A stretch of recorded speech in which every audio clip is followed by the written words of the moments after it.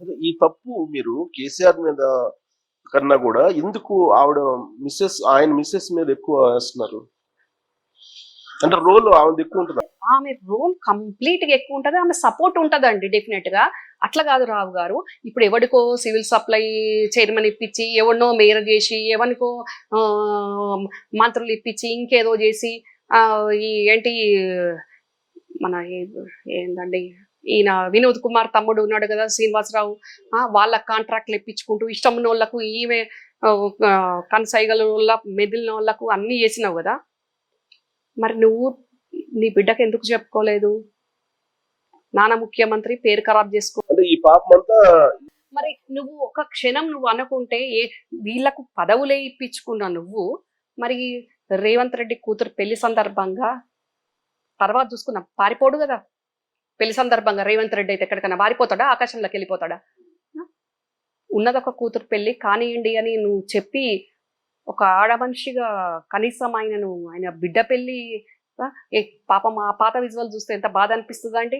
అసలు బిక్కు బిక్కుమని ఏదో పాకిస్తాన్ పోయినట్టు ఆయన బిడ్డ ఫంక్షన్ లో ఆయననే భయంగా అది చూస్తుంటే చాలా బాధ.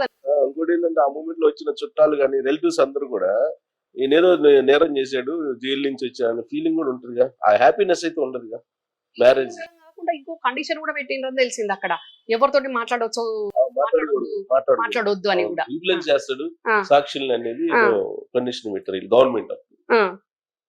యాక్చువల్ గా అది టిపికల్ రేవంత్ రెడ్డికి చాలా టిపికల్ సిచ్యువేషన్ అది. అదే రావు గారు మెంటల్ గా కానీ ప్రొఫెషనల్ గా కానీ అన్ని రకాలుగా అతనికి అంతే కదా డార్క్ డేస్ అనుకోవాలి.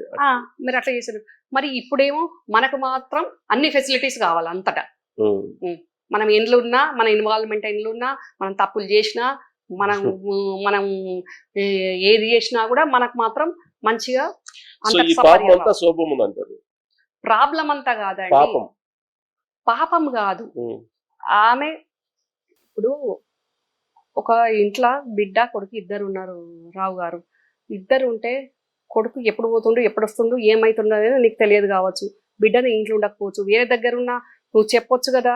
అడ్డదారుల పదవులు ఇప్పించుకోగలరు. అసలు ఈమె ప్రోద్బలము, ఈమె ఇన్వాల్వ్మెంట్ లేనిది వాళ్ళు ఎట్లొచ్చిండ్రంటే అమెరికా నుంచి కేసీఆర్ ఏం చెప్పిండు, నేను ఎందుకు ఈమెనే అంటే రావు గారు మీరు గమనించండి, మైక్ పట్టుకొని ఈయన మాట్లాడే చెప్పిండు కదా, ముసలిది బియ్యా బీవి బిడ్డ కొడుకు అమెరికాలో ఉన్నారు, వాళ్ళు సెటిల్ అయినరు, వాళ్ళు రారు అని చెప్పిండా లేదా? ఎందుకు వచ్చిండ్రు మరి, ఎప్పుడు వచ్చిండ్రు మరి?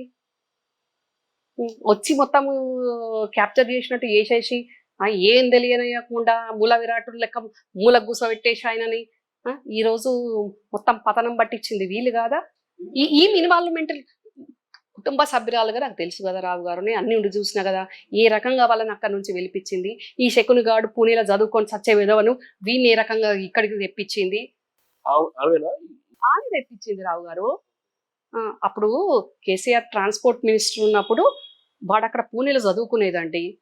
అప్పుడు హరీష్ హోల్ సోల్ ఉండేది చూసుకునేది కదా కేసీఆర్కి. అప్పుడు లైవ్ పాలిటిక్స్లో ఏం లేడు హరీష్. ఇంకే ఏమో అయిపోతుంది మా వల్ల ఏమో ఇబ్బంది అనుకొని ఆ భ్రమల నుండి మొత్తం ఈరోజు సర్వనాశనం చేసేసుకున్నావు. కానీ ఏ రోజు కూడా మా వల్ల థ్రెట్ ఉండదు, మా వల్ల ఇబ్బంది ఉండదు రావు గారు. కానీ మమ్మల్ని ఇబ్బందుల పాలు చేసిండ్రు, మమ్మల్ని ఇబ్బందుల పాలు చేసి మళ్ళీ మేమే పార్టీని ఏందో ఖరాబ్ చేస్తున్న రకంగా క్రియేట్ చేసేసిండ్రు. ఇప్పుడు ఎంత ఇదైనా కూడా ఇంకా ఓడ్చుకొని చచ్చినట్టు అక్కడ హరీష్ వాడు ఉంటున్నాడు.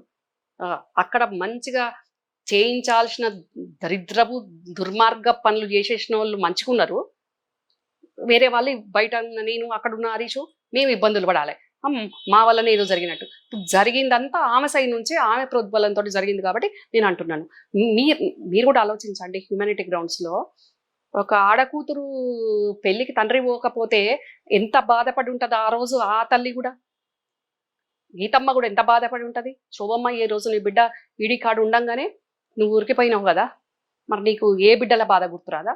నాది గుర్తురాదు, రేవంత్ రెడ్డి బిడ్డ బాధ గుర్తురాదు, నీకు చచ్చిపోయిన 1200 మంది పోయిన వాళ్ళ తల్లిదండ్రులు గుర్తుకురారు, ఏది గుర్తుకురారా? విధి బలీయమైంది కదా. రాజశేఖర రెడ్డి చనిపోయిన తర్వాత ఈయన పదవి తీసుకుంటూ విధి చాలా బలమైనది, అని బాధాతప్త హృదయంతో అయితేనే నేను చేపట్టాల్సి వస్తుంది అధిష్టానం ఆదేశం మేరకు అని. అలాగే ఇప్పుడు ఆ రోజు జరిగినది ఇప్పుడు కనిపిస్తుంది ఇది అలా తిరుగుతుందని. సో ఇంత జరిగినా కానీ ఎందుకు కేసీఆర్ రెస్పాండ్ కావట్లేదు కవిత అరెస్ట్ మీద? ఏం గమ్మంటారు రావు గారు? ఏదో ఒకటి అట్లీస్ట్ ఎట్లీస్ట్ ఏమని గమ్మంటారు ఆయన? పొలిటికల్ గా అయినా అందరూ ఈడీ అన్ని వచ్చేస్తున్నాయి, అందరూ కావాలని చేస్తున్నారు అది ఇది అని చెప్పి అంటారు కదా. కానీ కేసీఆర్ అసలు అది కూడా అంటలేదుగా.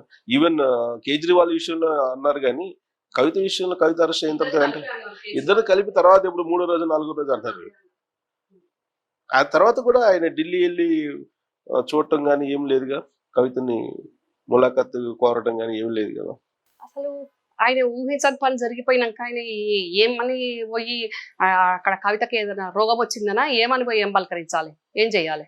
ఇంకా బిడ్డ మంచిగా జైల్లో మంచిగా ఉన్నావని ఇంకా పోయి చూడాలనా? ఇంకా దూరంగా ఉండి అనుభవించే మనోవేదన కంటే ఇంకా డైరెక్ట్ లైవ్ లోకి వెళ్ళి ఇంకా మీ మీడియా కేసీఆర్ ఎటు పోతుండు అని మీ లోగోలు మీ మీ అన్ని కెమెరాలు పట్టుకొని పోతా ఉంటే ముఖ్యమంత్రి హోదాల మీ మీడియా ఆయనను ఫాలో అయిన దానికి ఇప్పుడు ఇంత అపకీర్తి తెచ్చుకొని మీ మీడియా చూడంగా మళ్ళీ ఇంకా ఢిల్లీకి ఇంకెటు పోవాలి ఆయన?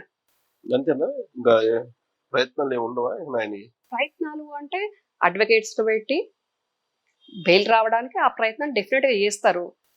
సో అందుకే అపకీర్తి వస్తుందని కామ్గా ఉన్నాడు ఇంట్లో, అంతేనా?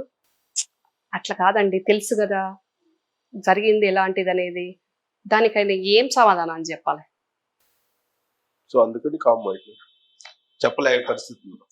డెఫినెట్ గా అక్కడ చెప్పడానికి మాటలు లేవు కదా, ఆయన ఏమని చెప్పాలి? కవిత అంటే చాలా ఇష్టం అంటారు కేసీఆర్ కి. కేటీఆర్ అంటే ఇష్టం లేదండి?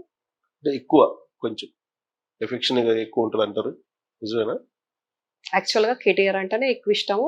ఎవరికైనా ఏ పేరెంట్స్ కైనా ఇద్దరు పిల్లల మీద ఇష్టం ఉంటది, ఇష్టం అటు ఇటు, కానీ కేటీఆర్ అంటేనే ఎక్కువ ఇష్టం. కాకపోతే ఆడపిల్ల అంటే ఎవరికైనా ఉంటది, ఆబ్వియస్ గా ఉండదని కాదు, కానీ వారసుడుగా కేటీఆరే ఇష్టం. ఇప్పుడు మనోవేదనలో ఉన్నారు. డెఫినెట్ గా కదండి. ఇప్పుడు పార్టీ ఏ రకంగా పతనమైంది, ఎవరి వల్ల పతనమైంది? ఆయనను అక్కడ పెట్టేసి ఆ బొమ్మను కేవలం ఆ బొమ్మను చూపించుకుంటూ వీళ్ళు అడ్డగోలుగా ఇష్టం ఉన్నట్టేనా. అసలు ఏదన్నా ఒక్కటి అంటేనేమో ప్రతిపక్షం ఏదో పని కట్టుకొని బద్నాం చేస్తుంది అనుకోవాలి, కానీ ఎన్ని వస్తున్నాయి రావు గారు చూడండి. సో ఇది దీని నుంచి మళ్ళీ బయటపడే టాలెంట్, యాక్చువల్ టాలెంటే కదా కేసీఆర్, బయటపడతారా? ఆయన ఎమ్మెల్యే కాకముందు అటుకులు తిన్నారా, అరటిపండు తిన్నారా, అన్నం కూడా కాదు, ఆ రకంగా ఉండి పని చేసుకొని ఆయన మెల్లమెల్లగా ఎదిగిన వ్యక్తి. 5 నిమిషాలు ఏపీకి సంబంధించి, ఏపీలో మీ అబ్జర్వేషన్ ఏంటి? ఏముందండి, జగన్మోహన్ రెడ్డి ఏది ఏమన్నా కానీ నేను మళ్ళా రావాలి అనే దాంట్లో ఆయన ఉన్నారు. మీ పార్టీ కూడా యాక్టివ్ అవుతుంది కదా ఇప్పుడు. షర్మిల అక్కడ పిసిసి అధ్యక్షురాలుగా ఉన్నారు కదా. మీరు అక్కడ అడిగింది కాబట్టి అక్కడ సిట్టింగ్ సీఎం ఆయన కాబట్టి ఫస్ట్ అది చెప్పాల్సి వచ్చింది. మా పార్టీ డెఫినెట్ గా ఉంది. షర్మిల అయితేనే కరెక్ట్ అని షర్మిలను పిసిసి చీఫ్ చేసిండ్రు. ఆమె అక్కడికి వెళ్ళిపోయి రోజు కష్టపడుతూనే ఉంది పార్టీని స్ట్రెంథన్ చేయడానికి. ఆమెను ఇక్కడ నుంచి పోటీ చేయమంటే, కడప నుంచి చేయమంటే కూడా నేను చేస్తా అన్నది. ఏ మాత్రం తగ్గకుండా ఆమె పనిచేస్తుంది, పార్టీ జెండా కండువా వేసుకొని. ఇంకా టీడీపీ వాళ్ళు అంటే అక్కడ జగన్మోహన్ రెడ్డి ఏమంటున్నారంటే, మేము పేదల పార్టీ మాది, పేదలకి పెద్దలకి ధనవంతులకి జరుగుతున్నటువంటి ఒక ఎన్నిక ఇది అని చెప్పి అంటున్నారు. ధనవంతుడు ఎవరు? పేదల పార్టీ జగన్మోహన్ రెడ్డి అయితే ఇక్కడ ధనవంతుడు ఎవడు? కాంగ్రెస్, టీడీపీ? తెలుగుదేశం అండ్ కూటమి. అంటే కాంగ్రెస్ లేదా?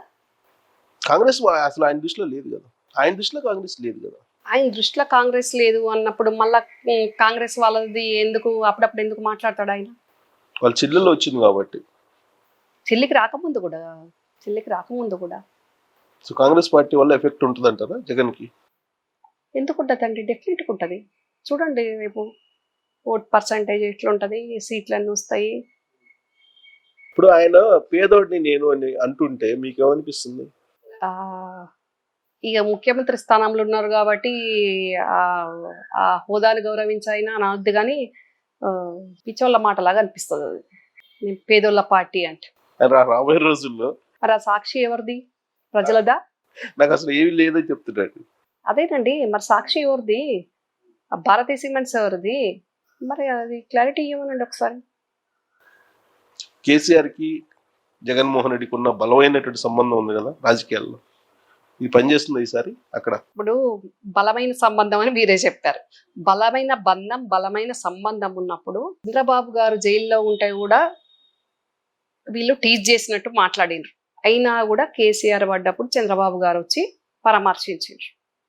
వెంబడే హాస్పిటల్ నుంచి ఇంటికి వెళ్ళక ముందే, డిశ్చార్జ్ అవ్వకముందే. అదే జగన్మోహన్ రెడ్డి ఎప్పుడు వచ్చిండు కేసీఆర్ ఇంటికి? నెల రోజుల.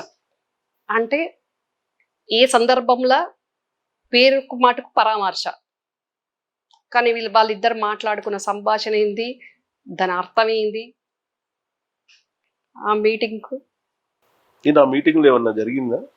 మీకు ఏమన్నా ఇన్ఫర్మేషన్ ఉందా? వాళ్ళిద్దరు మాట్లాడుకున్నది ఏంటి అనేది? 40 minutes మీరు మాట్లాడుకున్నారు వాళ్ళు. చాలా మాట్లాడుకున్నారు. ఇంటి రేవంత్ రెడ్డి ప్రభుత్వాన్ని ఎలా కోల్చాలంటే చంద్రబాబు గారిని ఏ రకంగా రానియొద్దు, రేవంత్ రెడ్డి ప్రభుత్వాన్ని ఏ విధంగా కూల్చాలా, చెల్లెలతో ఏ రకంగా ఇబ్బంది ఉంటది, ఎట్లా మేనేజ్ చేసుకోవాలా, ఎక్కడ తగ్గాలి, ఎక్కడ వంగాలి, ఎక్కడ నెగ్గాలి, ప్రజలు ఎప్పుడు మన సైడ్ ఉంటారు అనుకోవద్దు. అంతేనా? లేదంటే ఎంఐఎం సపోర్ట్ తీసుకోవాలి ఏపీలో, ఆ యాంగిల్లో కూడా ఏమైనా మాట్లాడారు? చాలా మాట్లాడుకున్నారండి, చాలా చాలా మాట్లాడుకున్నారు. అంటే అప్పటికి ఈయన దిగిపోయాడు కదా, అధికారం నుంచి దిగిపోయాడు. అవునండి, ఈయన అధికారం నుంచి దిగిపోతాననుకోకుండా దిగిపోయిన వ్యక్తి కదా. అంటే అప్పుడు అర్థమైంది కాబట్టి ఆయనకు పెద్దన్నగా ఆయన భవిష్యత్తుకు ఈయన గైడెన్స్ ఇచ్చారు. అందుకే అక్కడ 60-70 మందిని మార్చేశారు.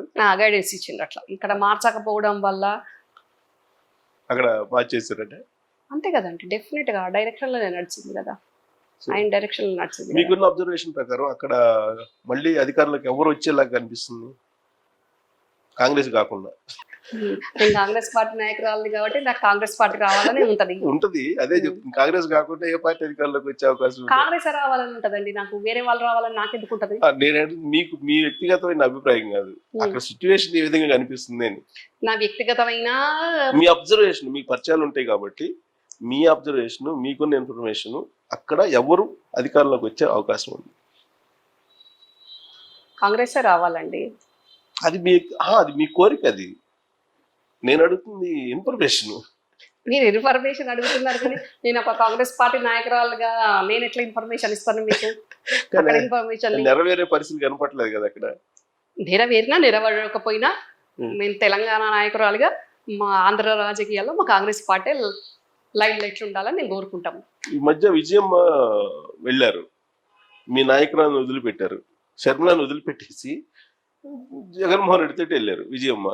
ఆ దృశ్యం చూస్తే ఏమనిపిస్తుంది? ఇడుపులపాయలో మొన్న 3 రోజుల నాడు మరి విజయం ఇటుపక్క ఉన్నట్టు అనిపిస్తుంది. మీ నాయకురాలు వైపా లేకపోతే జగన్ వైపా? అంటే ఒకసారి ఆ పక్కకి వెళ్ళగానే మా నాయకురాల సైడ్ లేనట్టు అని ఎందుకు అనుకుంటారండి? తల్లికి ఒక కూతురు కొడుకున్నప్పుడు అటు వెళ్తారు ఇటు వెళ్తారు, తల్లి పాత్ర పోషిస్తుంటారు. ఆమె ఏమన్నా వైఎస్ఆర్సీపీ లీడర్ కాదు కదా విజయమ్మ గారు. ఇప్పుడు రేపు షర్మిల ప్రచారానికి వెళ్తారు రేపు ఎలక్షన్కు. అప్పుడు కూడా విజయం వస్తారా షర్మిలతోటి?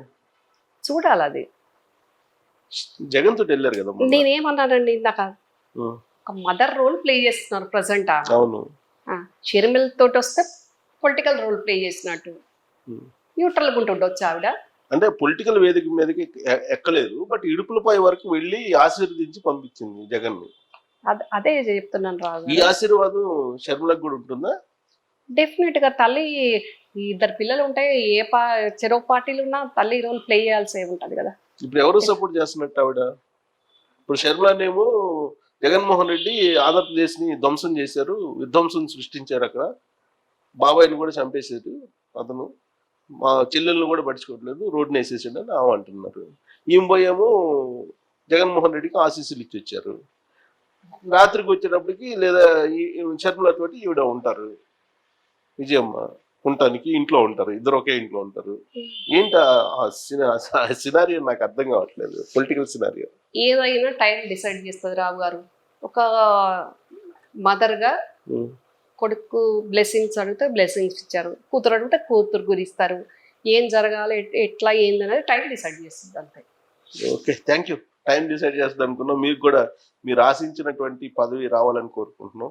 మీరు ఏ స్థాయిలో అయితే కోరుకుంటున్నారో ఆ స్థాయిలో రావాలని కోరుకుంటున్నాం. మీడియా పరంగా కూడా నేను వ్యక్తిగతంగా కూడా కోరుకుంటున్నాను సీనియర్ జర్నలిస్ట్గా. ఎందుకంటే మీరు కష్టపడ్డారు, చాలా కాలం నుంచి కాంగ్రెస్ పార్టీలో ఉన్నారు. రకరకాల అవమానాలు ఇవన్నీ భరాయించారు కాబట్టి దాని దగ్గర ఫలితం రావాలని కోరుకుంటున్నాను. Thank you.